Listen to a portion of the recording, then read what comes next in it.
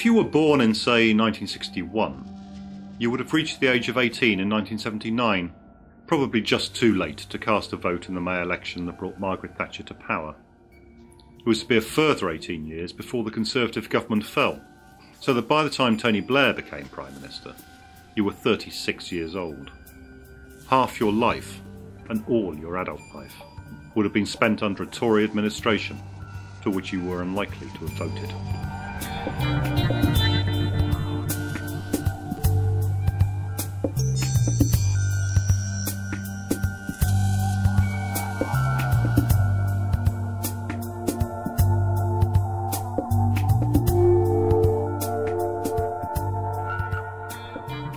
You were born in 1961, the year after Harold Macmillan's Wind of Change speech announced that the British Empire was finished, the year after Lady Chatterley's lover had been declared fit for public consumption, and the year after national service came to an end, part of the first generation for 80 years who ran no risk of a military call-up.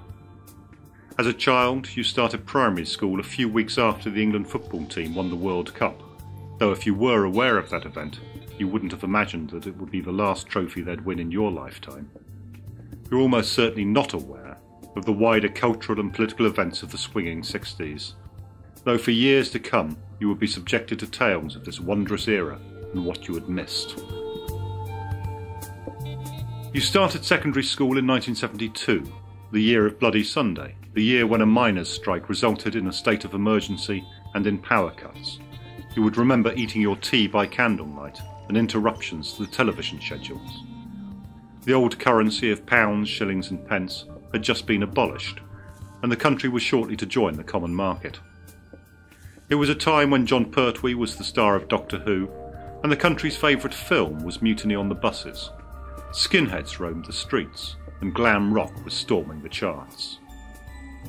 Your school, incidentally, was likely to be part of the old selective system. Fewer than half of secondary school-aged children attended comprehensives in 1972, and you were among the first to know that you would remain there until you were at least 16. The leaving age was raised the year after you started. You were 15 when the Ramones and the Sex Pistols unleashed punk on a disapproving country, 17 when Tom Robinson released Glad to be Gay, and 18 when the Comedy Store opened in London, providing a home for the first alternative comedians.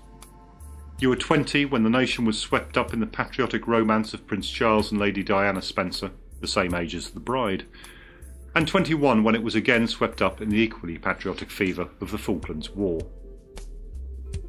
If you benefited from tertiary education, you would have been a student on a grant in an era when it was fashionable to be opposed to things: racism, sexism, nuclear weapons. And you would have emerged from college part of the most numerous generation in British history into a world of mass unemployment, where work was in short supply and where academic qualifications that a few years earlier would have guaranteed a comfortable career were suddenly of little practical use. By the time the economy recovered, there was a fresh tranche of graduates with whom to compete. Your experiences and the youth culture that surrounded you would probably have inclined you to the left in terms of sympathies, if not necessarily of activism.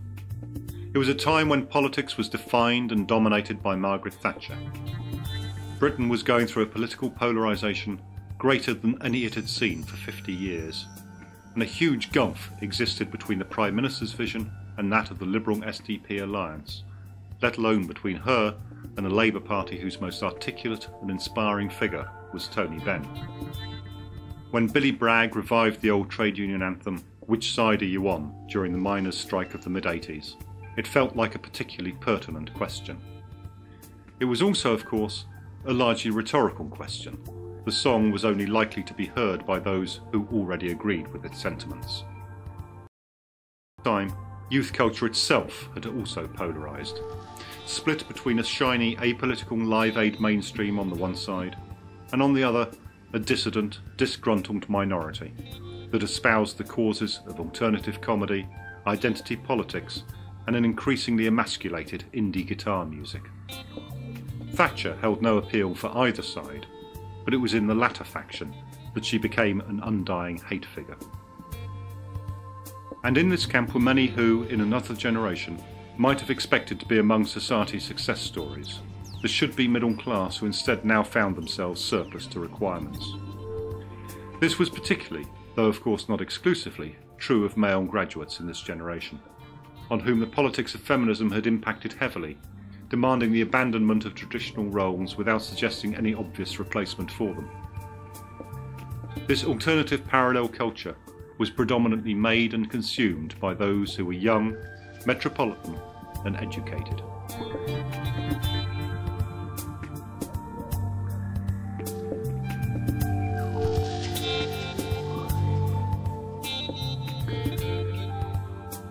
As the 1980s drew to a close, the Labour Party no longer felt like the natural home for such people, even if they remained members.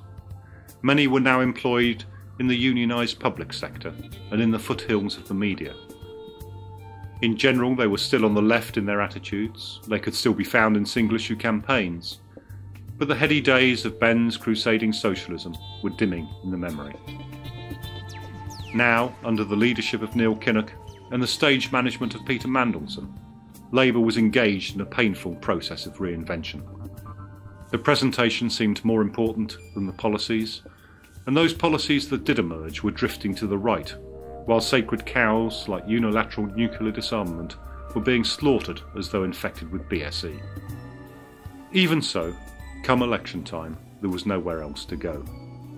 And there was still the figure of Thatcher as a unifying object of loathing. Not content to rest on past glories, she continued to launch new initiatives until she found the nation's breaking point with the introduction of the poll tax. And then, in the space of 2 extraordinary weeks in November 1990, she suddenly wasn't there anymore. Sacked as Prime Minister by her own MPs, replaced by John Major. Now, surely there was hope. For who could imagine the electorate choosing to stay with a man so undistinguished that his spitting image puppet was sprayed all over with grey paint? In 1992, as a general election approached, it genuinely felt as though all those years of principled though powerless opposition were coming to an end, as though dawn might yet break on the long night of Tory rule. An opinion poll published on the day that Major called the election showed Labour 3 points ahead of the Conservatives. No government had ever started a campaign behind in the polls and gone on to win, and there was little reason to suppose that the trend would be bucked now. The most recent recession was officially over, but the economy was still in dire straits, with rising unemployment and 1,200 businesses going bust every week. The amount owed in consumer credit was twice the level it had been 10 years earlier, and the previous year had seen 75,000 homes repossessed, with many more mired in negative equity, as property prices failed to rally. Amongst those people who had responded to the Thatcherite dream of a property-owning democracy, many were left feeling cheated. All that Neil Kinnock and the Labour Party had to do, it appeared, was to hold their nerve and avoid any serious gaffes. Pretty much everyone expected the government to fall, including most of those serving in that government. Around 12:30 on election night, the Shadow Trade Secretary Gordon Brown was seen smiling on television and announcing that the Tories had lost their mandate to govern. His analysis was based on the BBC's exit poll, which predicted a hung parliament, with the Conservatives still the largest party, but 25 seats short of an outright majority. Had that been the case, then a government that had last time round achieved a 3-figure majority could truly be said to have lost the election. But the exit poll was misleading. Not perhaps as misleading as most of the opinion polls published during the campaign, but still suffering from the same fatal flaw. It transpired that many who voted for the Conservatives could not bring themselves to admit the fact to strangers bearing clipboards, either before or after the event. That night, as the votes were counted around the country, there was a slow, cruel collapse of hope for those who had come to see the Tories as the cause of all that was wrong with Britain. As the predictions were revised again and again, it was the Conservatives who were creeping ever nearer the finishing line. By the end of the night, John Major had been returned to office with a reduced but still workable majority of 21 seats. The Tories were 7.5% clear of Labour and had won the largest popular vote ever achieved by a British political party. Amidst the economic ruins of a country laid waste by a second massive recession during the Conservative incumbency, Major had persuaded more than 14 million voters that the alternative, Neil Kinnock and Downing Street, would be even worse than the present. The horrified realisation that the period of Tory government was not finished, not yet, and perhaps never, meant that 1992 felt like the worst defeat of all. Harder to bear even than the humiliation of Michael Foot in 1983, since the contrast between expectation and reality was so appallingly stark.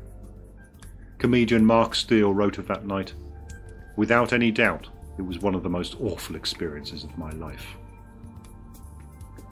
It was also for many the last straw. A generation that had grown up with the Sex Pistols and the Young Ones was no stranger to a sarcastic sneer, and much of the youth culture of the preceding 15 years had been characterised by a degree of cynicism, a scepticism about organised politics and about the country itself.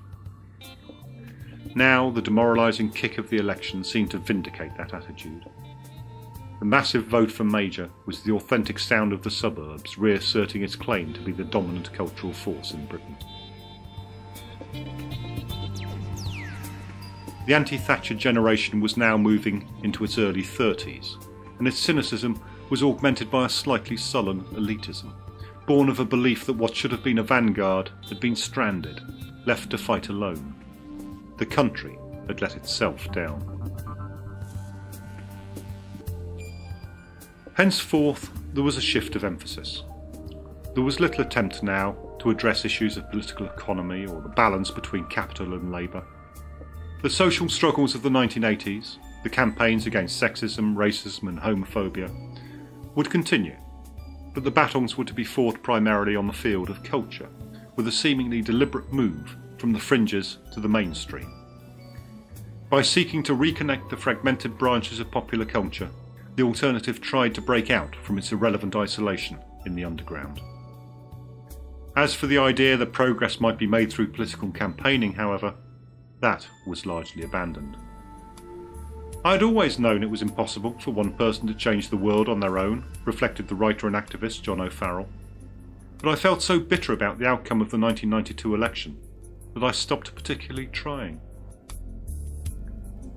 When Margaret Thatcher was asked on the morning after the election what she made of her successor's remarkable victory, she was exuberant.